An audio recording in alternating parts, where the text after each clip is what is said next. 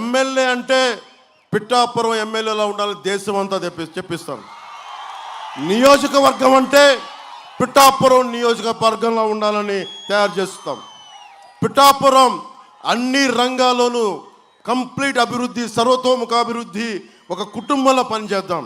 వ్యవసాయం కానీ, హార్టికల్చర్ కానీ, సిల్క్ రైతుల సమస్యలు కానీ, మత్స్య సంపద కానీ, పాడి పరిశ్రమలు కానీ, చేనేత కానీ, ఇలా అన్ని రకాల రైతాంగాన్ని నేను ఆదుకుంటాం. మేమందరం ఉమ్మడిగా ఆదుకుంటాం. అలా అది అంతేకాకుండా శ్రీపాద శ్రీవల్లభుడు, పురుహూతిగా అమ్మవారు, ఆంధ్ర బాప్టిస్ట్ చర్చ్, బషీర్ బీబీ దర్గా, ఇలాంటి ఇన్ని గుడులతో, ఇన్ని మతాలతో ఆధ్యాత్మికత సమ్మిళితమైన ప్రాంతం పిఠాపురం. ఇది ప్రపంచానికి తెలియజేస్తాం, దేశం మొత్తానికి తెలియజేస్తాం. ఇది ఒక బలంగా అన్ని సర్వ మతాల వారు ఇక్కడికి వచ్చి వారి వారి దేవుళ్ళు సందర్శనార్థం టూరిజంను డెవలప్ చేస్తాం. భక్తి, వ్యవసాయాన్ని రెండు ఇష్టపడే నాకు ప్రతిరూపం పిఠాపురం. ఉప్పాడలో ఇంతమంది మహిళలు పైనుంచి చూస్తూ ఉన్నారు, ఆడపడుచులు ఉన్నారు.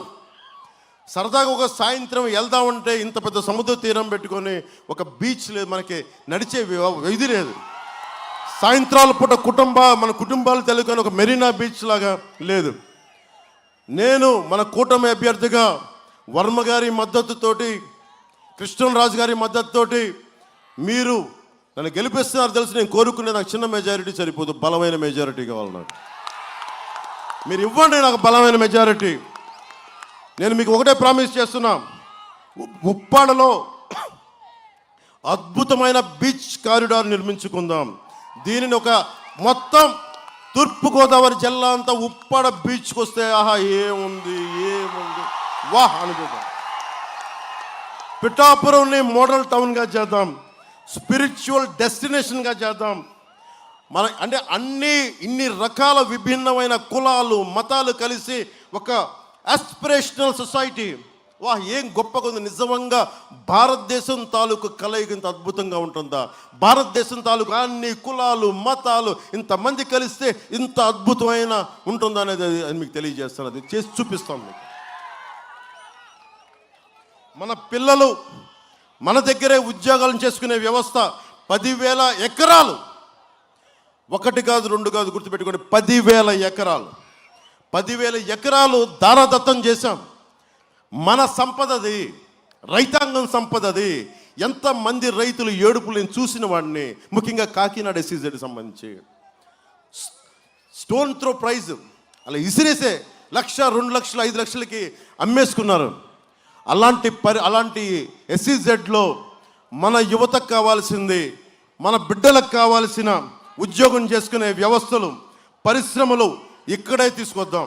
ముఖ్యంగా SEZ రైతాంగానికి, నష్టపోయిన రైతాంగానికి చెప్తున్నాను, నేను సోషలిస్ట్ని. నేను వకీల్ సాబ్లో అది నా సినిమా నా పాత్ర కదా, నిజం. అదేదో సినిమా కోసం చేయలే, నా జీవితాన్ని సినిమాలో చూపించారు, అంతే తేడాదని. అలాంటి మీకు మాటిస్తున్నా, SEZ ఏ ఉద్దేశంకైతే ఇవ్వబడిందో దాన్ని సంపూర్ణంగా సాకారం చేస్తాం. రైతాంగానికి చెప్తున్నా, అసెంబ్లీలో భారీ మెజారిటీ ఇవ్వండి నాకు. అసెంబ్లీలో రైతు కడుపు కోత ఏంటో నేను చూపిస్తాను.